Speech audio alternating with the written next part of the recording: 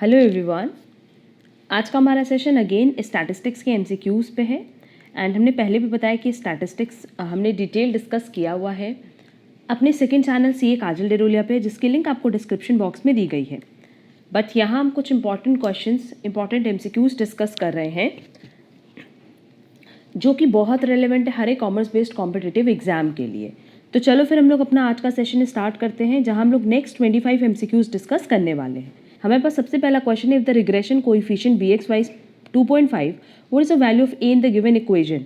अब last session में हमने ये भी बताया था, सेम पैटर्न पे क्वेश्चन बताया था, बट वहाँ पे सिर्फ bx/y की वैल्यू निकालनी थी।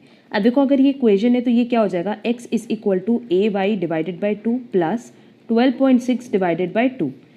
अब यहाँ देखो, इससे तो कोई मतलब है नहीं, सिंपली यहाँ हमने क्या बताया था कि जब इक्वेशन बनता है x is equal to a plus B Y, तो ये b किसको रिप्रेजेंट करता है, bxy को रिप्रेजेंट करता है।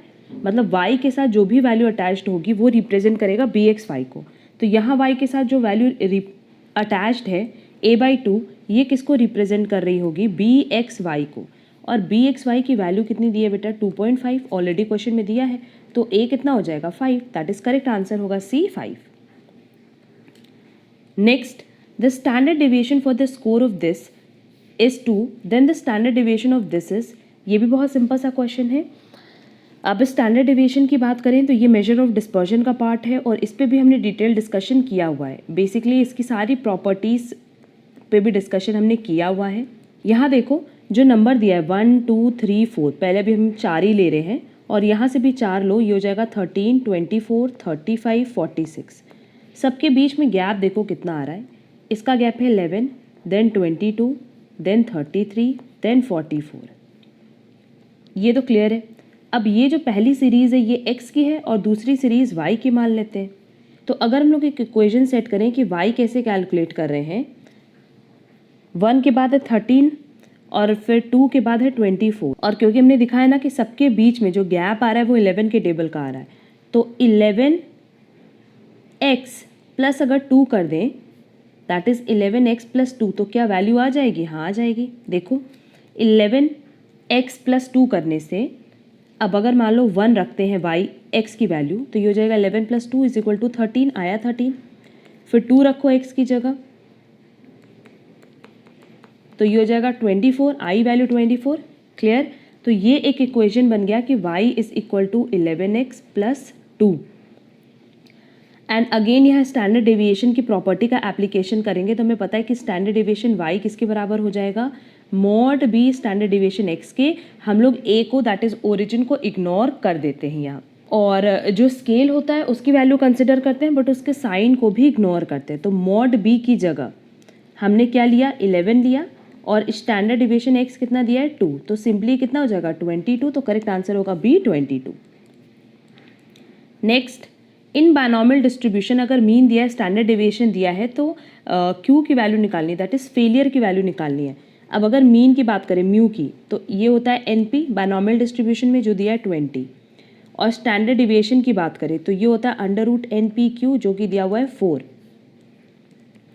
अब अगर हम लोग स्क्वायरिंग बोथ साइड कर दे तो ये हो जाएगा NPQ इज इक्वल टू 16, और NP की वैल्यू दी हुई है 20, तो इसकी जगह हम लोग रखेंगे 20Q इज इक्वल टू 16, और हम कह सकते हैं Q इज इक्वल टू कितना आ जाएगा, 16/20 और 4/5, और यही हमें क्वेश्चन में फाइंड आउट करना था। तो करेक्ट आंसर होगा D, 4/5। Next, the production cost under different heads of an item in an industry is represented by a pie diagram. If raw material cost is इतना, subtends an angle of 144 degree, find the angle of labour of the cost is ₹1,53,600। क्या कह रहा है, कह रहा है कि raw material की जो टोटल कॉस्ट है वो है 1,92,000 और टोटल डिग्री कितनी है, 144 डिग्री। अब हमसे कह रहा है कि जो लेबर के लिए कॉस्ट है वो है 1,53,600। तो अगर 1,92,000 रिप्रेजेंट कर रहा है 144 डिग्री को टोटल 360 डिग्री में से, तो 1,53,600 कितने को रिप्रेजेंट करेगा, सिंपल है।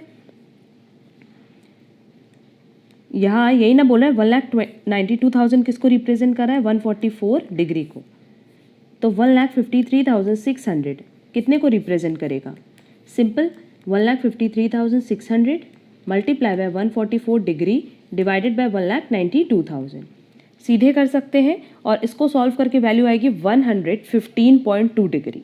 एक और तरीका है कैलकुलेट करने का कि ये देखो 1,92,000 रिप्रेजेंट कर रहा है 144 डिग्री को और टोटल डिग्री होती कितनी है 360 डिग्री होती है। तो इससे क्या हम टोटल कॉस्ट निकाल सकते हैं? हाँ निकाल सकते हैं। इससे टोटल कॉस्ट आएगा 4,80,000। और अब जैसे नॉर्मल कैलकुलेशन करते हैं कि 1,53,600 डिवाइडेड बाय 4,80,000, इसको कन्वर्ट करना है 360 डिग्री में, तो ऐसे भी कैलकुलेट करने पे वैल्यू 115.2 डिग्री आएगी। तो जो ऑप्शन आपको समझ में आए, क्योंकि बहुत लोगों को हमने बोला ना कि फिक्स पैटर्न पे क्वेश्चन समझ में आता है, तो हमने दोनों मेथड से ये एक्सप्लेन कर दिया। Next, if for an unimodal frequency distribution mean median दिया है तो मोड निकालना है। यूनी मॉडल मतलब एक ही मोड होगा, तो Z का फॉर्मूला, या हम कह सकते हैं मोड का फॉर्मूला क्या होता है 3 मीडियन माइनस 2 मीन। ये हमने अपने डिस्कशन सेशन में डिस्कस किया हुआ है, इस पर न्यूमेरिकल भी सॉल्व करवाया है। तो मीडियन 22 है, 3 multiply by 22 minus 2 multiply by 25 that is mean. तो ये हो जाएगा 66 माइनस 50 और हम कह सकते हैं करेक्ट आंसर होगा B 16। Next, 3 balls are drawn from a bag containing 5 red and 3 green balls. What is the probability that exactly 2 of them are red? अब देखो जो टोटल ऑल पॉसिबल केसेस हैं, कह रहा है कि टोटल बॉल हमारे पास कितनी है 8 और उसमें से हम 3 बॉल ड्रॉ कर रहे हैं। तो ये हो जाएगा 8C3 और हम इसको फर्दर एक्सटेंड करें तो ये हो जाएगा 8 factorial divided by 3 factorial divided by 5 factorial. इसको सॉल्व कैसे करते हैं देखो, वैसे तो हमने बताया हुआ है अपने सेशंस में, शॉर्ट ट्रिक भी बता देंगे, बट यहाँ देखो सिंपली 8 फैक्टोरियल है ना, तो 8 इंटू 7 इंटू 6 इंटू 5 फैक्टोरियल हो जाएगा। क्यों? क्योंकि डिनोमिनेटर में भी 5 फैक्टोरियल है, तो 5 फैक्टोरियल कट जाएगा और ये 3 2 6, तो ये आ जाएगा 56। क्लियर? तो ये तो टोटल की प्रोबेबिलिटी है। अब क्वेश्चन में कह रहा है कि आप ये मानो कि अगर 3 बॉल ड्रॉ कर रहे हो तो उसमें एग्जैक्टली कितनी बॉल रेड आ रही है 2, तो 5 में से 2 रेड हो गई और बाकी 3 में से एक बॉल आएगी ग्रीन कलर की। अब इसको भी कैलकुलेट कर लो, ये हो जाएगा 5 factorial divided by 3 factorial 2 factorial multiply by 3 factorial 2 factorial 1 factorial. इसको सॉल्व कर लेंगे, यह आएगा 10 multiply by 3 that is 30। Clear? तो रिक्वायर्ड प्रोबेबिलिटी कितनी हो जाएगी 30 डिवाइडेड बाय 56। अब इसको सॉल्व कर लेंगे 15 divided by 28 that is correct answer होगा C. Next, the mean salary of all employees of an industry is 28,500।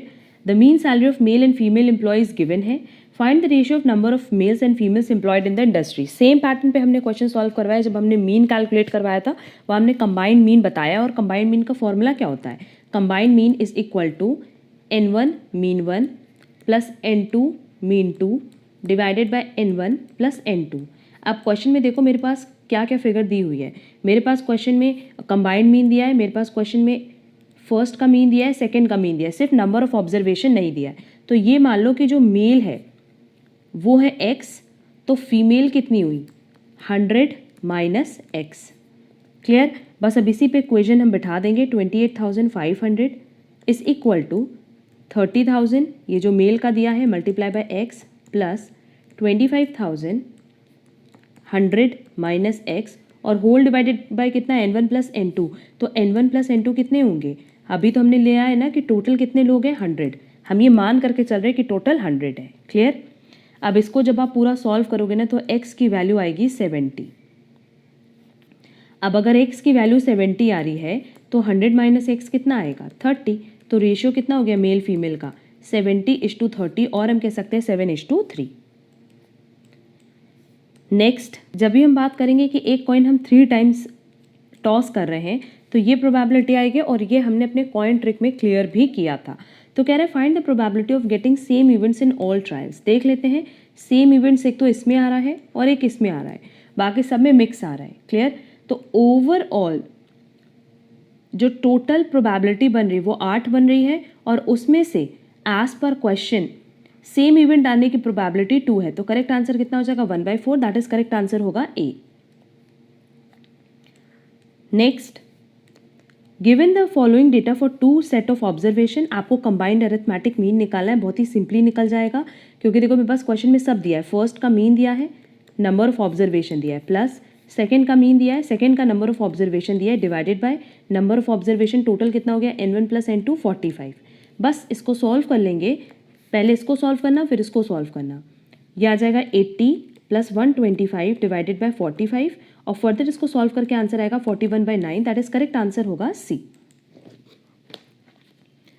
Next, in histogram area of each rectangle, जो एरिया है हर रेक्टेंगल का, ये रेक्टेंगल है ना, इसका जो एरिया है वो क्या रिप्रेजेंट करता है, class width multiply by frequency. ये फ्रीक्वेंसी को शो करता है और ये क्लास विड्थ को शो करता है, तो करेक्ट आंसर होगा बी।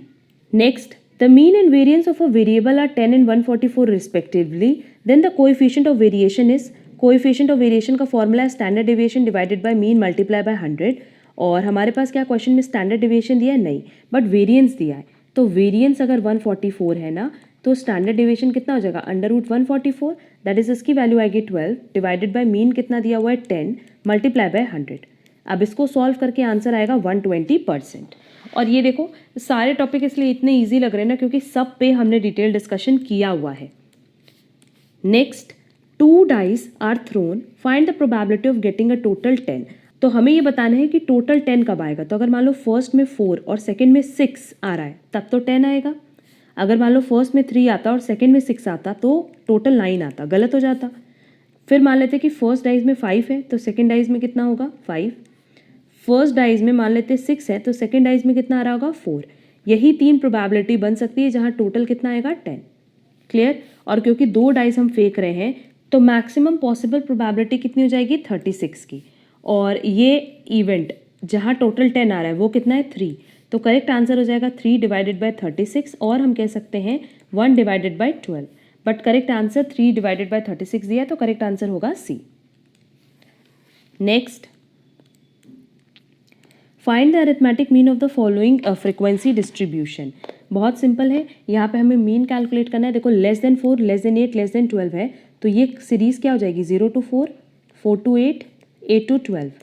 फ्रीक्वेंसी नहीं दी है, क्यूमुलेटिव फ्रीक्वेंसी दी है, तो फ्रीक्वेंसी कितनी हो जाएगी, माइनस कर लो 2, 4, 4। अगर ये है तब तो मेरे पास क्यूमुलेटिव फ्रीक्वेंसी आएगा 2, 6, 10। अब क्या क्वेश्चन में हम x कैलकुलेट कर सकते हैं, कर सकते हैं इसकी मिड वैल्यू, तो ये हो जाएगा 2, 6, 10।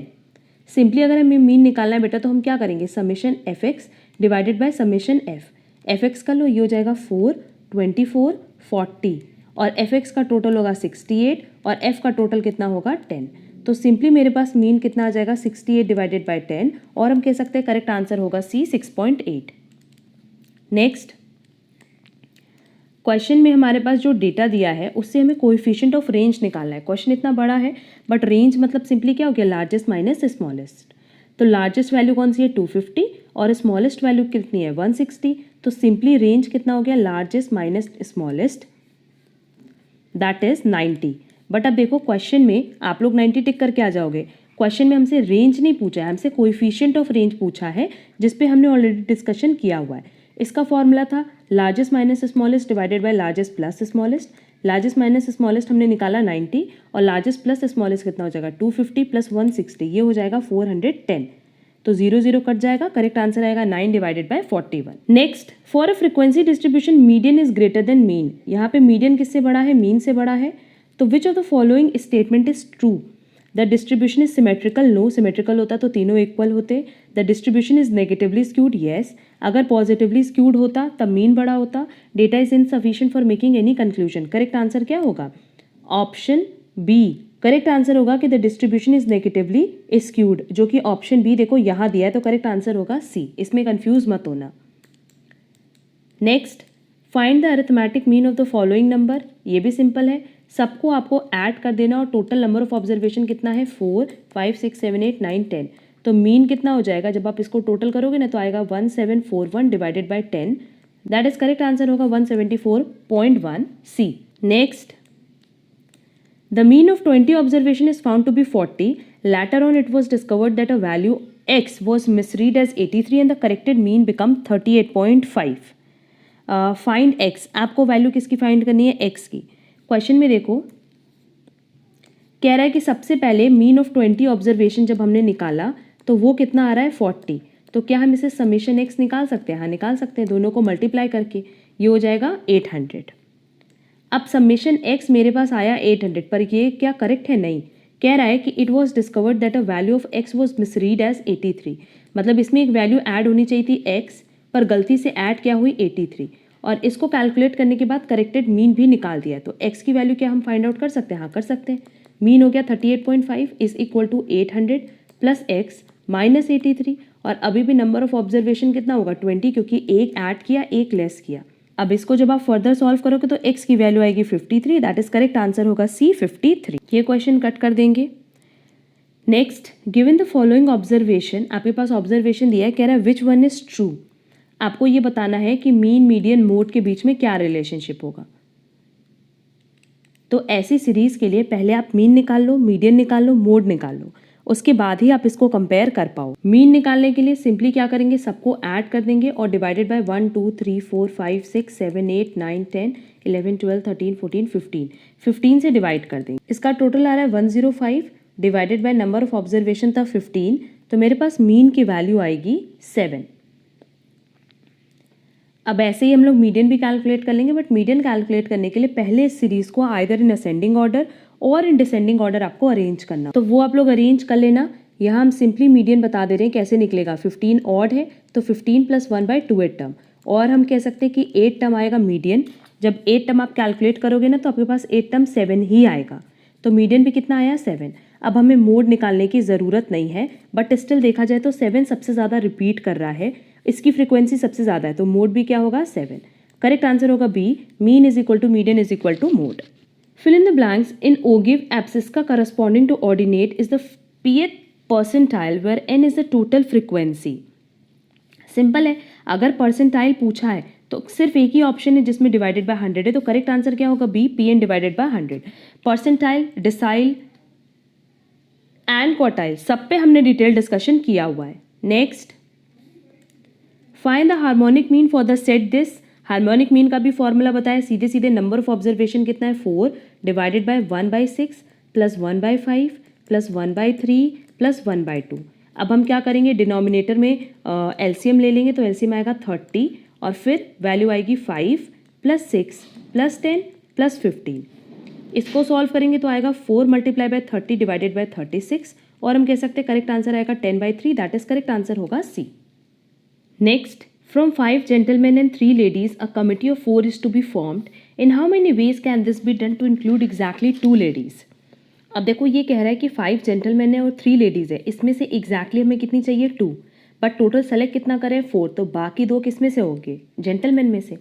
तो सिंपली क्या हो जाएगा 5c2 मल्टीप्लाई बाय 3c2। बस अब इसको सॉल्व कर लेंगे तो ये हो जाएगा 5 factorial divided by 3 factorial 2 factorial multiply by 3 factorial 2 factorial 1 factorial.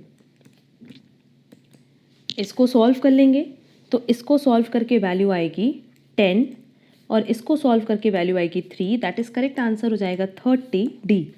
Next, the probability of drawing a spade from a well shuffled packet of cards. अब देखो टोटल कार्ड्स कितने होते हैं 52, और अगर हम बात करें स्पेड की तो ये टोटल 13 होता है पैक में, तो 13 डिवाइडेड बाय 52 इसका करेक्ट आंसर होगा, और हम कह सकते हैं कि 1/4 इसका करेक्ट आंसर होगा, दैट इज सी।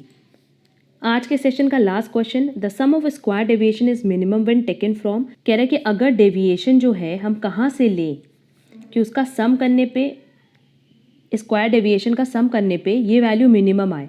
ये हमने प्रॉपर्टी में बताया, जब हमने मीडियन की प्रॉपर्टी डिस्कस की थी तब हमने बताया था कि अगर मीडियन से आप डिफरेंस लोगे उसका स्क्वायर करके सम करोगे तो वैल्यू हमेशा मिनिमम आएगी, तो करेक्ट आंसर होगा बी, मीडियन। क्लियर। ये ओवरऑल 50 एमसीक्यूज थे, जहां 25 एमसीक्यूज हमने फर्स्ट सेशन में अपलोड किए थे और रिमेनिंग 25 एमसीक्यूज आज के सेशन में डिस्कस किए हैं। ये टोटल 50 क्वेश्चंस बहुत इंपॉर्टेंट है ओवरऑल हर एक कॉमर्स बेस्ड कॉम्पिटिटिव एग्जाम के लिए। इन 50 क्वेश्चंस को करने से आपके ऑलमोस्ट बहुत सारे कॉन्सेप्ट्स क्लियर हो जाएंगे, एंड हमने हर एक कॉन्सेप्ट पे बता दिया है कि हमने कहाँ उसका डिटेल डिस्कशन किया है। अगर अभी तक आप हमारे सेकंड चैनल से नहीं जुड़े तो सेकंड चैनल से जुड़ जाओ, क्योंकि वहाँ आपको स्टैटिस्टिक्स से रिलेटेड सब कुछ मिल जाएगा। बहुत सारे MCQs, concepts, detail discussion sessions, बहुत सारी चीज़ें वहाँ हमने अपलोड की हुई हैं। लिंक आपको डिस्क्रिप्शन बॉक्स में दी गई है और साथ ही साथ हमने टेलीग्राम पे भी शेयर कर दिया है। अगर आज के सेशन में कहीं पे भी कोई प्रॉब्लम हो या लास्ट 25 एमसीक्यूज़ में कहीं कोई प्रॉब्लम हो तो आप कमेंट बॉक्स में कमेंट करके पूछ सकते हो। और अगर आपको आज की क्लास पसंद आई है तो वीडियो को लाइक ज़रूर करना, कमेंट ज़रूर करना। अब हम लोग मिलेंगे हमारी नेक्स्ट क्लास में, जहां हम लोग कुछ और इंपॉर्टेंट क्वेश्चंस पे डिस्कशन करेंगे related to MCom entrance exam and other competitive and other commerce based competitive exam. आज के लिए बस इतना। Thank you so much.